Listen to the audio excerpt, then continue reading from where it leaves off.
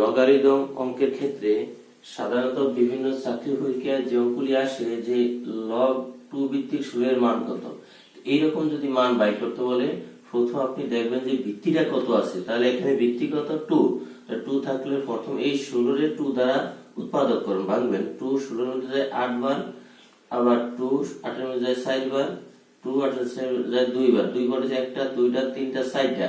তাহলে 2 ইসে কয়টা? 2 এর পাওয়ার 4, 2 ইসে 4টা। তাহলে এই 4 এর आंसर, তাহলে এর মান হইব 4। আবার এটার ভিত্তি কত 3, 3 এর 81 যদি আমরা 3 দ্বারা ভাঙাই, 81 3 দ্বারা ভাঙাইলে 3 27 81, 3 9 27, 3 3 9, 3 করে একটা, দুইটা, তিনটা, 4টা। তাহলে এটার রেজাল্ট হবে 4। লগের ভিত্তি কত 5, তাহলে 125 এর আমরা কয় দ্বারা ভাঙাইব? 5 দ্বারা। 5 125 এর যায় 25 বার, আবার 5 25 এর যায় 5 বার, 5 5 25, 5 করে একটা, দুইটা, তিনটা। যেহেতু 5 করা হয়েছে 3টা, তো রেজাল্ট হবে 3।